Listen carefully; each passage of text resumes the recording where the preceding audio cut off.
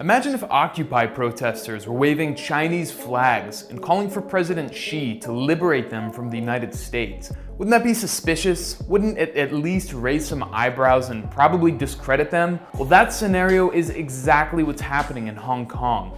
Except these masked protesters are calling on President Trump to liberate them from China. And corporate media talking heads, the very same personalities who fixated on phantoms of Russian meddling in US elections, well, they're hailing these masked protesters as pro-democracy. Pro-democracy protesters spilled into the streets. Pro-democracy protesters braving the rain in Hong Kong. Simply seeking liberty and freedom. This is very much a protest led by the people. This is a protest that is spontaneous. It's almost like this pro-democracy talking point used by every single corporate media outlet is part of a coordinated effort. Pro-democracy. Pro-democracy. Pro-democracy. Pro-democracy. But what corporate media won't tell you is that the US government is deeply involved in the unrest gripping Hong Kong.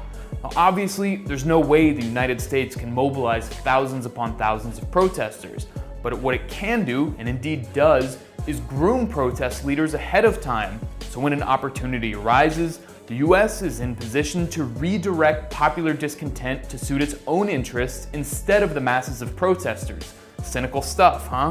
This is Joshua Wong. He's hailed in US media as the fresh face, the poster boy of Hong Kong's democracy movement. Netflix even made a documentary showcasing him as a hero. But what they don't tell you is that Wong works hand in hand with the US government. He's met with top neoconservative senators like Marco Rubio and Democratic Party elites like Nancy Pelosi. Wong testified on Capitol Hill, thanking Congress, not for the money it gave him, but for standing on the side of freedom. I hope historians will celebrate the United States Congress for having stood on the side of Hong Kongers, the side of human rights and democracy. God bless Hong Kong. Thank you. Wong was even caught on camera meeting with a political counselor from the US Embassy in Hong Kong. He received money from the National Endowment for Democracy, or NED, what was created during the Reagan administration. In the words of co-founder Alan Weinstein, a lot of what we do today was done covertly 25 years ago by the CIA. And that's just scratching the surface of Wong and his fellow schemers' ties to the US government. This is Jimmy Lai. He's worth hundreds of millions of dollars, and he's often called the Rupert Murdoch of Hong Kong. Lai is a central figure in the protest movement. He uses his tabloid media empire called Apple Daily, the biggest in Hong Kong, to promote the protest. The content is outright racist and xenophobic against mainland Chinese. Ironic considering Lai grew up on the mainland and came to Hong Kong as a kid to make his fortune. This full-page ad called pregnant women from mainland China locusts who are invading Hong Kong to steal resources. It's Hong Kong's version of the American right-wing trope about pregnant women pouring across the border to deliver so-called anchor babies in the US. Anchor babies marching down the street because they want their parents to stay in our country. And like Joshua Wong, Jimmy Lai is tight with Washington. This summer, he came to the US to meet with Mike Pence, Mike Pompeo, and John Bolton, the most hawkish members of the Trump administration. This information isn't talked about in US media, but it shouldn't be a surprise. It's not like the protesters are trying to hide their affinity for the United States. In September, thousands of demonstrators waving American flags marched to the US consulate to make their demands heard. Not to the Hong Kong government, not to Beijing, but to Washington. Those demands happen to be the same ones that Marco Rubio is pushing for. Still not convinced the West is playing a major role in Hong Kong's protest? Watch this BBC report from 2014 on the Oslo Freedom Forum. In the basement of this 4-star hotel, human rights activists come to what feels a bit like a school for revolution. According to this report, plans for the 2014 Hong Kong protests, which today's are essentially a continuation of, were plotted long before they started. This may not evoke the spirit of the barricades, but the teaching here is to be successful, to topple a government for good, you have to be organized and to plan meticulously. And activists here have been involved in helping to organize the current protests in Hong Kong.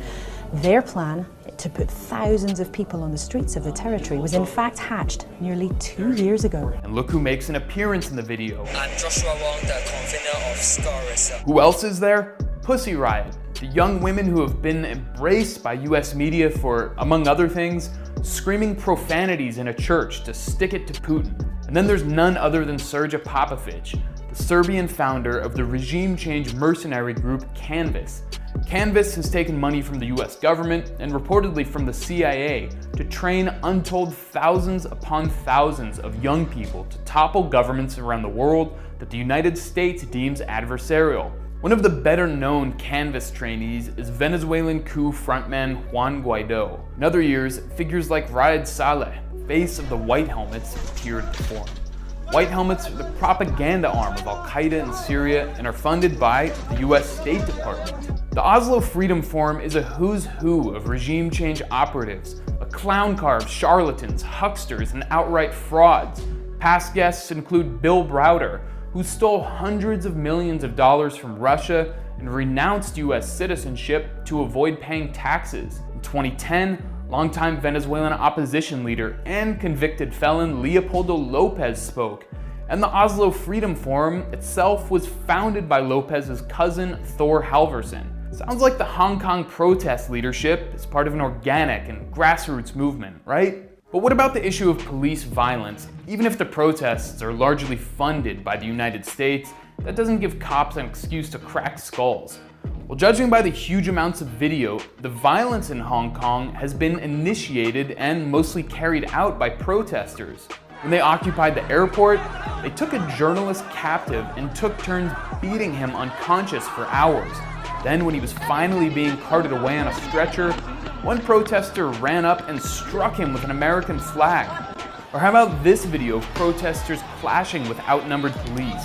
How would cops react here in the United States? I think it's a safe bet that American police would have zero tolerance and would have shot and killed the protesters.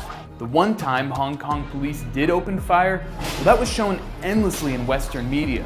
What they didn't show is that the rioters were assaulting police and citizens just before that. I'm not arguing as justification for the shooting, but it begs the question why corporate media is only showing the reaction and not the action. Seems like propaganda to me. In fact, police overreaction is actually what the protesters are hoping for. One of them spelled it out in the New York Times, calling it marginal violence theory. It calls for use of the most aggressive, non-violent action possible to push the police and to thoughtfully escalate non-violence.